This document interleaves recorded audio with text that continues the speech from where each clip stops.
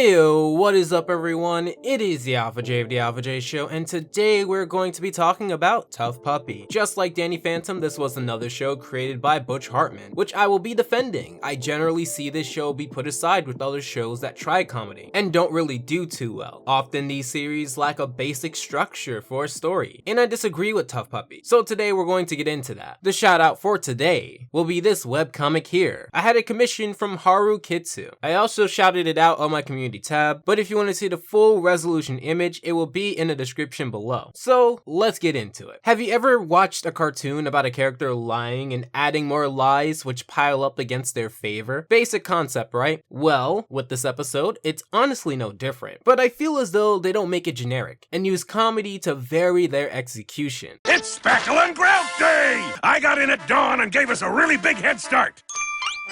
Whoa, slow down there, Chief. Save some fun for us. Yes, that character does that all the time. But as you can see, the crew doesn't want to work, and it's a very simple concept. And can I just say, while we're on the topic of Tuff Puppy, this voice acting lineup is truly great. You have the talented Gray Delisle, the voice of many characters from Puppy Corn, to Sam and Danny Phantom, to Vicky in Fairly Odd Parents, and many, many more, voicing Kitty Katswell. You also have the recognizable Duran Norris, voice of Cosmo, Mr. Turner, Jorgen von Strangle, as well as the live-action actor for Gordy from Ned's Declassified, voicing the Chief, Herbert Dombrowski. You also have Jeff Bennett, voice of Raj from Camp Lazlo, to the mayor of Back at the Barnyard, to Kowalski of Penguins of Madagascar, and many others. But let's not forget the main character himself, voiced by Crazy Steve of Drake and Josh, and Spencer from iCarly, Jerry Trainer. I also apologize in advance if I read any of those names wrong. Such a talented crew together, under the head honcho himself, Butch Hartman. I think the show deserves a little bit more credit. So we have Dudley using the classic phone gag of pretending someone is on the other line. For this episode's sake, Dr. Feinberg. And with this trick, he escapes. I like how the others don't necessarily show their skepticism just yet. It leaves it open-minded as to whether they trust him or they knew right then and there that he was lying. Either way, Dudley ducks out for America's favorite pastime, getting hit in the face with a baseball when you're in the cheap seats and could have easily avoided it. History's so great. Give me your hot dog! Ow! There, I licked it. Now you have to give it to me. If someone did that to me, they're going over the railing in the back. You're not getting a hot dog. You're getting a hot date with the pavement from thousands of feet up in the air. These are pretty much your main antagonists, Snaptrap and his henchmen, who decide to steal from this stadium. One of the things about this show is, like Teen Titans Go, the villains and heroes aren't necessarily mortal enemies, and the show achieves that center of being comedic and calm, but also treating the enemies like enemies. Heck, Hartman even pitched this to Nickelodeon as Get Smart, but with the dog, and Get Smart satirizes the secret agent theme. So I would expect here that although Dudley is putting on a disguise that would cause more attention than he'd think, the comedy works because it's showing how ridiculous some people, or even some shows, can make the disguises look. Also, the antagonist, like many comedic takings of a superhero or crime-fighting show, isn't a threat but could do major damage. Similar to Plankton, Doofenshmirtz, or Crocker, where they are evil and they show it, but the evil factor is played for humor in a lot of cases. Generally, the story and structure build them up as the problem, but rarely does it feel like the villain would be capable of doing things outside of your family-friendly shenanigans. In fact, they often contribute better comedy than the main characters because of their role as the opposition. We're going to start the wave and pick people's pockets when their arms are up. Yoo-hoo! Hi, everyone! No one's waving back.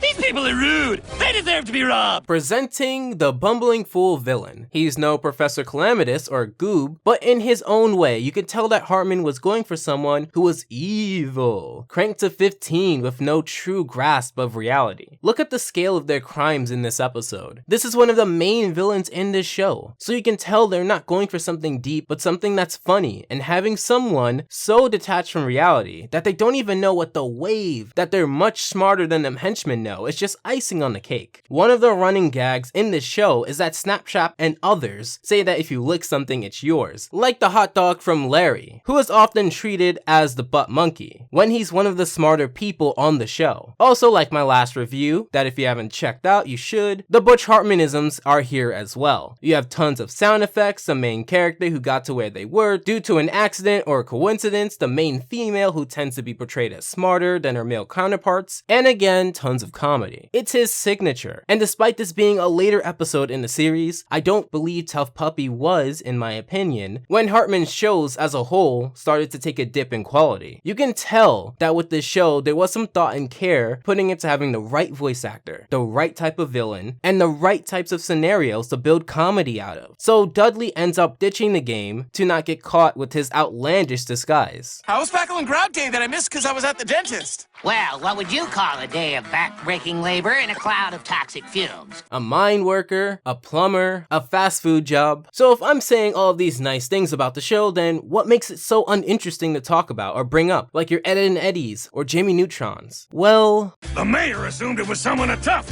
so he sent over this super-duper snow cone machine as a reward!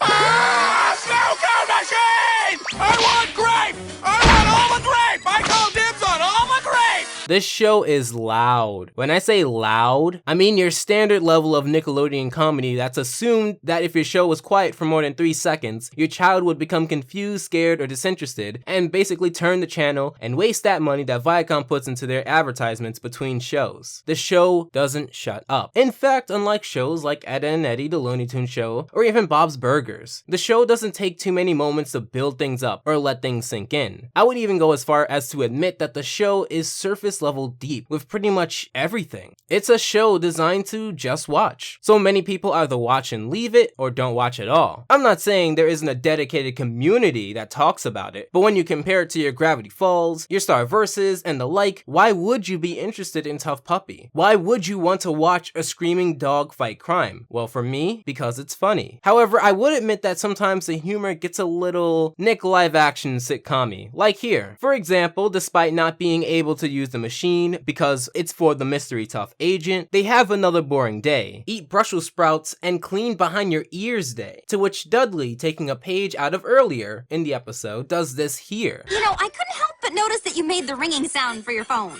That's because my ringtone is broken. Then how do you know when someone's calling you? Because I make the ringing sound! Duh. It does feel a little forced in some areas, and I, in no way, shape, or form, want to call this perfect. But when you look at this as a simple comedy show, I feel like there isn't that much to not like. So because rule of 3, Dudley then goes to the beach to escape work, and ends up attacking the Chameleon, another villain from the show, who was disguised as a sand shark because evil, but ends up saving the Chameleon as well. It's very similar to what I feel made the Snaptrap scheme work. In fact, I would even say with this one it makes even less logical sense because he wanted to scare everyone as a shark, but also doesn't want to touch water because, as you may or may not know, water doesn't go well for his suit. However, because everyone seems to be either bewildered or just in the moment surprised, it isn't something to nitpick at, as it seems to prove more of the incompetence of the villain slash antagonist and not so much the writing. I do get a bit of flack for saying that Peggy in some episodes is not written to be a good character, and that's because I believe in those episodes that I reviewed, in which I go after her character, her actions do not make me want to see her fail or learn for the better, but actually switch the channel or watch a good episode from King of the Hill. An antagonist shouldn't have you disconnect from the show and see it as a medium that you can better spend your time elsewhere on. Both King of the Hill and Tuff Puppy is packaged as entertainment, and there are episodes where she does that, similar to here, with the show trying to entertain you. I feel as long as the writing doesn't insult my intelligence or force the story to work through huge lapses of basic structure or logic, then it works. Let me give an example. Let's say instead the Chameleon instead decided to be a hermit crab and actually scare everyone, and because it was Be Scared of Hermit Crab Day or something, they all ran and somehow all of their wallets fell. You would have had to bring your A+++